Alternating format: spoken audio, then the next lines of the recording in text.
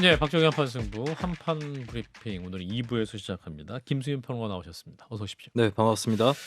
자, 총선이 다가오면서 이제 각 정당이 더불어민주당은 인재위원회 그리고 국민의힘은 인재영입위원회를 꾸리고 있는데 오늘은 국민의힘 인재영입위원회 위원 명단이 발표됐군요. 네, 국민의힘 인재영입위원장을 맡은 이철규 의원은 각 분야에서 국민과 가깝게 소통하고 있는 당내 인사와 당외 인사 등 5분을 인재영입위원으로 모셨다면서 위원 명단을 발표했습니다. 예, 위원으로는 조정훈 의원과 박은식 호남 대한포럼 공동대표, 박준태 크라운랩스 대표, 송지은 변호사, 김나윤 한국장애인 고용공단 홍보대사 등이 참여했는데요.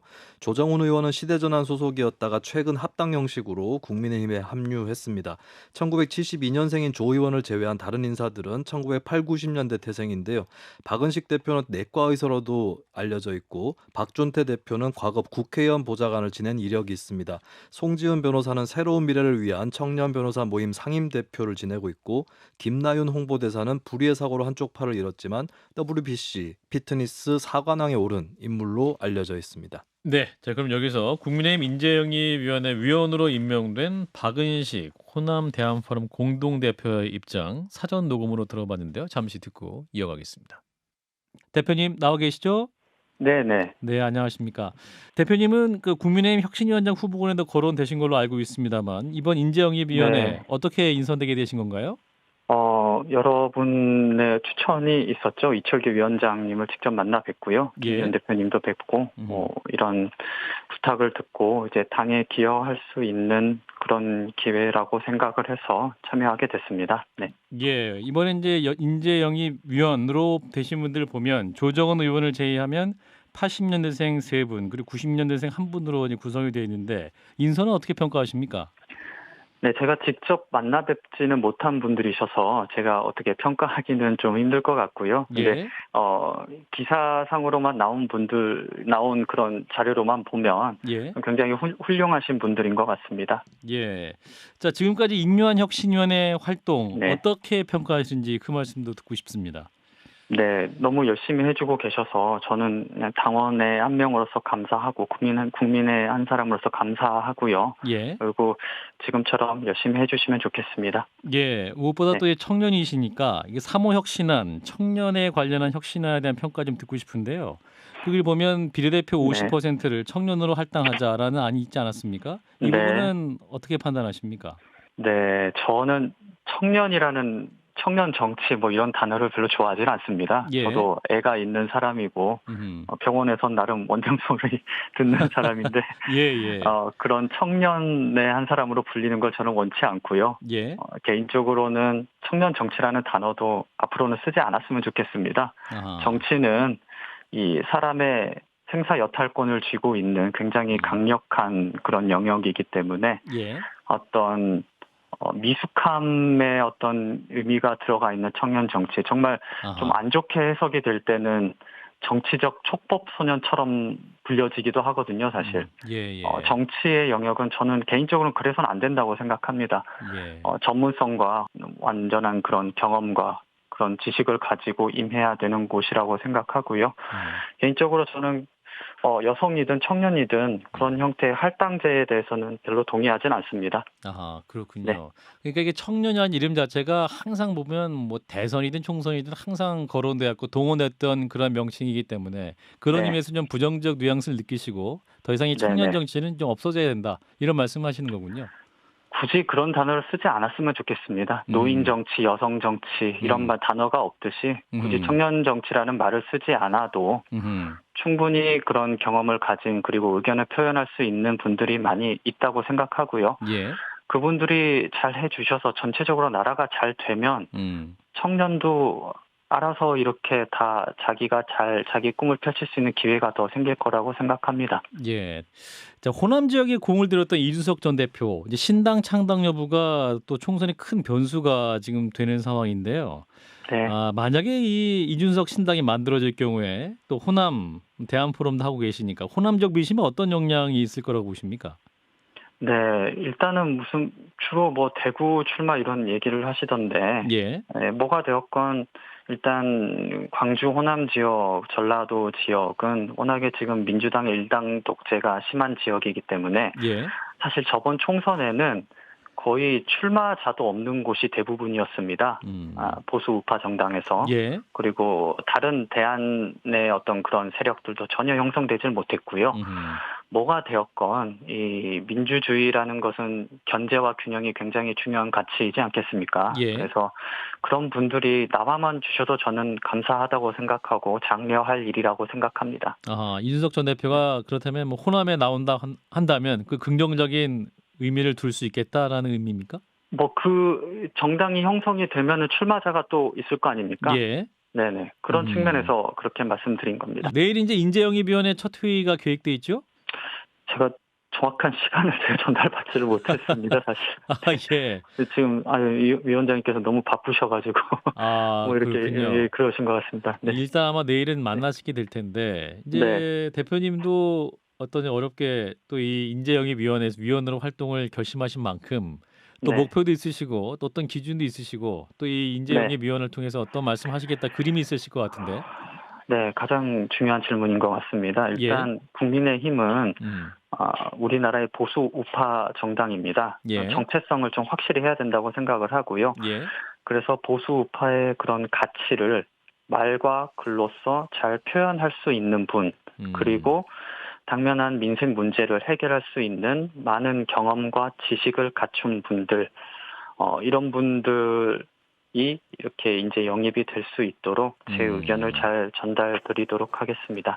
조금 전에 말과 글로 보수의 가치를 잘 표현할 수 있는 분이 중요한 또 이제 국민의힘을 위한 인재가 될 것이다라는 말씀하셨는데 이렇게 말씀하신 이유는 뭘까요? 어떤 국민의힘 당내 인사들 중에 최근 어떤 부적절한 발언이나 글을 본 것을 바탕으로 말씀하는 걸까요? 아니요. 그렇다기보다는 오히려 그런 거를 표현조차 안 하시는 분들이 좀 많다는 인상을 받았습니다. 제가 그런가요? 느끼기로는. 제가 물론 제가 모르는 곳에서 노력을 많이 하고 계신 분들에게는 정말 죄송한 말씀이지만 좀 더 언론이든 아니면은 이렇게 나와가지고 우리 이 보수우파 정당의 그런 가치들을 좀 잘 표현하고 이랬으면 좋겠다. 좀 적극적으로 나서 주셨으면 좋겠다. 이런 마음을 표현한 겁니다.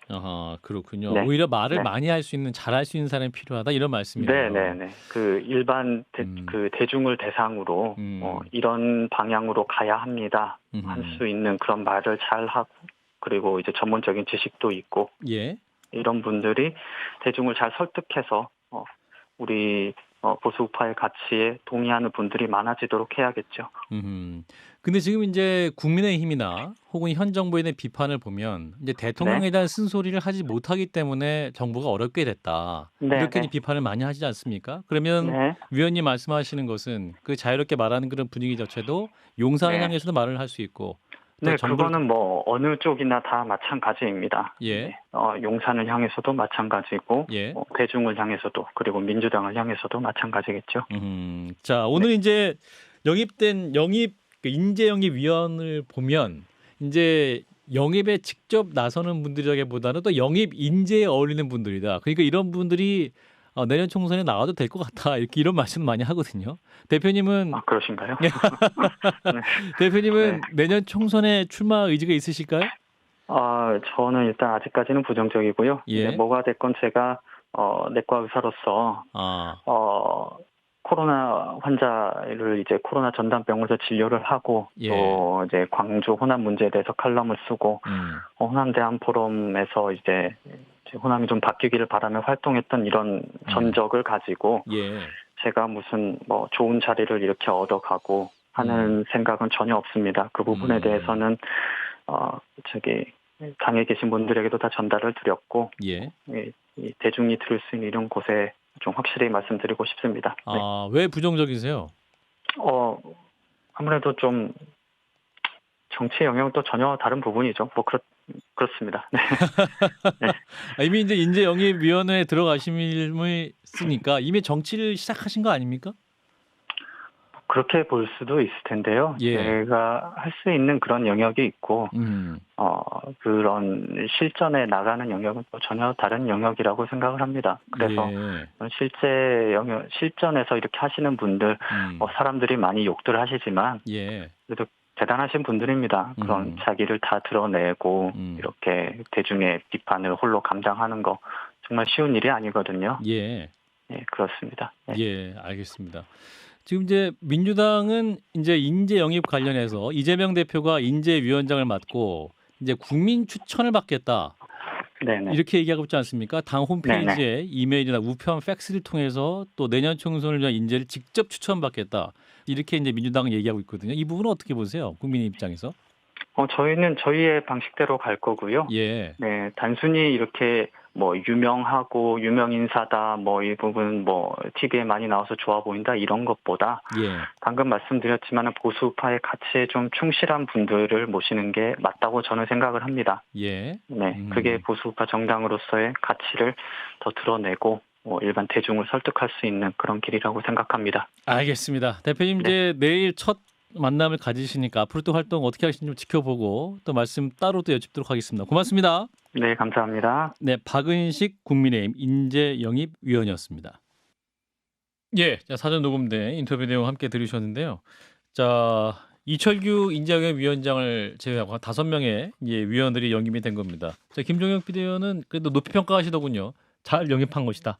예, 뭐 저는 잘 영입했다고 생각을 하고요. 저 박은식 그 선생님은 저하고 패친이어서 제가 좀 아는데 그 광주 출신이잖아요. 호남 분인데 그쪽에서 주장하는 것들을 계속 받아들이다가 근현대사를 공부하면서부터 이게 뭐가 좀 내가 잘못 들어왔구나. 그리고 보수라는 것들이 그렇게 무슨 뭐 역적 같은 게 아니구나. 뭐 이런 생각들을 하시게 됐다고 해요. 그러면서 점진적인 개혁과 보수의 가치 이런 것이 얼마나 소중한가. 예. 이런 것들 계속 그 글 같은 데서 써 오셨는데 예. 저분뿐만이 아니라 다른 분들도 어떻게 보면 뭐 장애인이라든가 또 나름대로의 그 지역 그 젊긴 하지만 젊음에도 불구하고 성공의 어떤 많은 분들을 모셨기 때문에 예. 저는 이 보수가 갖고 있는 일반적인 이미지, 보수는 구려, 보수는 뭐 꼰대야, 보수는 왜 저래, 이런 것들이 이번 어떤 공천 과정에서 저런 인재 영입 그 위원들의 활동을 통해서 활약을 통해서 좀 바뀌어지기를 간절히 바랍니다. 예, 장 변호사. 인재 영입 위원이 되신 분들 면면을 보면 상당히 좀 새롭고 새로운 인물들이고 정치 외부에서 활력을 주실 수 있는 분들이라고 생각하는데요. 예. 인터뷰 내용을 들으면서 들었던 의문은 이분이 이런 이야기 하시잖아요. 그러니까 청년, 여성 이런 부분을 내건 정치 어떤 영입에는 반대한다라는 입장을 좀 분명히 하고 있는 것 같은데 뭐 고개가 끄덕거려지는 부분이 있습니다. 다만 혁신위에서 지금 내고 있는 비례대표 청년 50%로 채우겠다라는 부분도 사실 좀 부정적인 의견을 내고 있어서 이게 총선을 준비하는 여러 단위의 이런 단위들이 국민의힘 내부에 있는데 여기서의 의견 일치도 또 숙제로 남아 있구나라는 생각이 또 많이 드네요. 이분들이 인재를 영입하셔야 되는 거죠. 그러니까요. 예, 인재 영입 위원들인데. 자, 네. 김수인 평론가는 이 인재 영입 위원회 5명의 위원 임명 향후 활동까지 어떻게 전망할 수 있을까요? 네, 일단 국민의힘이 지난 대선 때부터 두드러지고 있는 흐름이 이제 청년이나 호남을 좀 강조하는 이런 그렇죠. 흐름이 나타나고 있고 이제 외연 확장의 주요 경로로 지역적이고 또 연령대에 따른 이런 구분을 좀 많이 중시하는 그런 모습을 보이고 있는데 이제 더더욱이나 도전에 휩싸이고 있는 게 이제 여야 간의 갈등도 있겠지만 이준석 신당 가능성이라든지 이것 때문에 확장을 더더욱 해나가야 되는 국민의힘의 숙제가 있겠습니다. 근데 더 중요한 것은 이제 호남 청년과 같은 코드 말고도 그러니까 사상적이거나 정책적이거나 계층적인 접근 여기서 결국에 판가름이 날 것이다. 그렇다면 뭐 지역 출신이라든지 나이대라든지 이것을 뛰어넘는 그 비전을 인재영입위원회를 포함한 인사들이 보여줄 수 있을 거냐. 이게 관건이 될 것이라고 일단 전망을 해봅니다. 혁신위원회와 인재영입위원회의 활동은 서로 잘 병치될 수 있을까요? 자, 김정혁 비대위원 무슨 말씀하시려고? 아니 저는 지금 저희가 이준석 전 대표에게 많이 끌려다니고 있잖아요. 모든 화제가 그쪽에 집중되고 그때마다 저희는 멍이 들고 그러는데 멍이 들어요? 사실 보수 정당이 그 이준석 트라우마 같은 게 좀 있어요. 아. 이준석 대표 본인도 이제 아마 그런 트라우마를 갖고 계신 것 같아서 예. 이게 좀 풀리긴 풀려야 되는데 음. 근데 저희가 그것을 벗어나는 가장 좋은 방법은 새로운 젊은 인재들을 많이 발굴하는 거예요. 예. 많이 영입을 하고 세상에 뭐 이준석 대표만 똑똑한 분이고 훌륭한 분이겠습니까? 젊은 분들 많이 좋은 분들 많이 있으니까 저희가 열심히 노력해서 또 그런 젊은 분들 중에서 그 훌륭한 분들 이런 분들을 영입하기 하면 그러면 저희가 좀 당도 이런 어떤 아픔에서 좀 벗어날 수 있지 않을까 그렇게 기대를 합니다. 예. 예, 장 변호사님 뭐 처음 짧게. 출범할 때 뭐 쓴소리 드리는 건 좀 죄송하긴 한데 사실 이번 정부 윤석열 정부의 또 하나의 키워드는 인물난 아닙니까? 이를테면 여성가족부 장관 후임자 사실상 물색이 어려워서 임명 계속 못하고 있다? 유임되는 뭐 이런 아. 부분도 있고요. 예. 지금 국면이 그렇게 좋지 않고 대통령 지지율이 박스권에 갇혀 있는데 새로운 인재 영입을 발굴하는 데는 구조적인 한계가 상당히 좀 뚜렷해 보이는 부분도 있는 것 같습니다. 예, 일단 여기까지. 자, 이재명 대표 얘기로 넘어가 보겠습니다. 자, 이재명 대표의 위장 교사 사건을 이제 대장동 사건과 병합할 것인지 이 부분이 오늘 법원이 판단했었는데 그 결정이 났군요. 네, 서울중앙지방법원 재판부는 오늘 공판 준비 기일에서 이재명 대표의 위증교사 사건을 대장동 및 백현동 재판과 병합하지 않고 별도로 심리하기로 결정을 했습니다. 예. 참고로 위증교사 혐의는 이 대표가 2018년 경기도지사 선거 당시에 과거의 검사 사칭 사건에 대해 억울하다는 입장을 밝히면서 공직선거법 위반으로 기소됐을 때 이 대표가 김병량 전 성남시장의 비서였던 김진성 씨에게 자신에게 유리한 진술을 해달라 이렇게 교사를 했다는 혐의를 말하는 것입니다. 백현동 개발 수사 과정에서 불거졌던 또 다른 혐의였는데요. 그동안 이 대표 측은 피고인 방어권 보장을 위해서 이 사안들을 병합해서 순차적으로 심리해야 된다라는 입장이었던 반면에 예. 검찰은 위증교사 혐의는 백현동 사건과 범행 시기가 나뉘고 다른 피고인들도 서로 겹치지 않는다면서 병합을 반대해왔습니다. 위증 혐의를 받고 있는 김진성 씨도 이제 분리 심리해도 된다는 입장이었고요. 결국 재판부는 분리 심리를 결정을 했는데 예. 이에 따라서 사건 줄거리가 많이 간단한 편인 위증교사 혐의는 먼저 총선 전에 판결이 나올 가능성이 있고 이 대표의 재판 출석 일수도 늘어나서 주 3회 재판이 이루어질 공산이 커졌습니다. 예, 이제 장 변호사님 네. 변호사시니까 예. 자, 이 대장동 사건과 병합할 것인지 이제 판단이 이제 별도로 심리하기로 된 거죠? 맞습니다. 이 어떤 의미가 있는 겁니까? 이게 아마 대장동 사건이 원래 처음에 공판 준비 기일 다 끝나고 첫 기일 이후에 백현동 사건이 병합이 됐잖아요. 예. 그것도 수원지검에서 뭐 이렇게 왔다 갔다 핑퐁을 하다가 붙었는데 그나마 쟁점이 유사하다고 볼 수는 있는 거예요. 예. 그 첫 기일에 재판부가 대장동 건만 해도 뭐 2, 3년이 걸릴 것 같다 뭐 이렇게 이야기를 했다라는 건데 예. 근데 위증교사까지 병합하기는 좀 어렵죠. 워낙에 다른 논점과 아하. 다른 이 전략으로 이제 임해야 되는 부분이 있고요. 아하. 그래서 이게 단독 판사 관할 사건일 겁니다. 사물 아하. 관할이 그렇게 돼 있기 때문에 예. 비교적 쟁점이 간단해요. 나한테 검사 사칭했다라고 해서 내가 유죄 판결 선고를 받았지만 나 이거 좀 억울하다. 나 누명 썼다. 이 워딩이 허위사실 공표로 재판에 넘겨졌던 과거 재판이거든요. 예. 그러면서 그 부분과 관련해서 유리한 증언을 꺼내기 위해서 교사를 했다는 건데 그 사건에서 사실 쟁점은 이게 사실적신지 의견 표명인지 이 부분이에요. 그래서 증인의 증언으로 뭐 대단히 많은 게 바뀌지 않는 부분이 있고 예. 또 후반부에는 상당히 적대적인 증언들도 많이 나온 걸로 알려져 있어서 예. 이것도 어쨌든 영장 단계에서는 소명됐다라고 했지만 소명은 또 입증과는 다르기 때문에 아하. 한번 들여다볼 여지는 있는 것 같습니다. 예. 김재혁 대변인. 아니 지체된 정의는 정의가 아니다라는 음. 법원이 있지 않습니까? 예. 그러니까 이 소송을 질질 끌면서 2년 3년 끌고 가는 것 그건 정의가 아니죠. 그런 면에서 보면은 이게 너무 명백한 사실이니까 그 수사 과정에서 녹취록이 발견됨으로써 국민들이 다 들었잖아요. 다 들었는데 저는 좀 궁금한 게 이거를 뭐 따로 수사를 하게 하는 것은 너무나 당연한 거라고 생각하지만 예. 왜냐하면 그 당사자인 김진성 씨도 지금 기소가 돼 있는데 이분은 만약에 대장동, 백현동 같이 기소되면 몇 년씩 그걸 기다리고 있어야 될 거 아니에요. 자기 사건 재판에. 그러니까 빨리 이분도 내 재판 빨리 해달라라고 요구하고 있기 때문에 예. 따로 분리해서 하는 게 맞고요. 그거보다도 저는 그 녹취록을 들으면서 아니 어떻게 저렇게 대놓고 위증을 요구할 수 있지라고 생각을 했거든요. 예. 근데 그거는 법적인 문제를 떠나서 정치인으로서 거기에 대해서 입장 표명을 하셔야 되는 게 아닌가 모르겠어요. 근데 안 하고 계세요. 명백하게 그 증거가 나와서 녹취록이 나왔으면 그때 그것이 무엇이었다 이런 것들을 재판정에 가기 전에 정치인으로서 국민들한테 말씀드려야 되는데 안 하고 계세요. 마치 그 법인 카드와 관련해서 증언이 나왔는데도 거기에 대해서 입을 다물고 계신 거하고 마찬가지예요. 예. 불리한 것에 대해서는 그냥 재판정으로 가자라는 것 같은데 그건 정치인으로서는 옳지 않은 태도인 것 같습니다. 이제 별건으로 이제 재판이 진행되면 내년 총선 4월 전에 1심 결과 나올 거다. 나올 수도 있는데 일단 기본적으로 1, 2월 달에 휴정기도 있고 법관 인사가 있어서 사실상 지체되는 시기이기도 해서 아하. 이게 4월 전에 과연 나올까? 왜냐면 증인을 그래도 몇 명 또 부를 수도 있는 사안이거든요. 아하, 그래요. 그러면 총선 전에 못 나올 수도 있을 것 같습니다. 그 결과가. 예. 근데 만약에 결과가 나오고 그 유죄 결과가 혹시 나오면 총선 출마할 수는 있는 건가요? 물리적으로 할 수 있는 건가요? 예, 이 건은 그 피선거 건이 박탈되는 건은 아닌 걸로 알고 있는데요. 한번 봐야 될 것 같습니다. 예, 아니 그게 예. 유죄 판결이 나오더라도 1심 판결이기 때문에 그렇죠. 그렇죠. 최종심이 피선거권이 아니니까. 나오지는 확보하면 않습니다. 되죠. 예. 다만 이 대표 입장에서는 반드시 무죄를 받아야 되는 게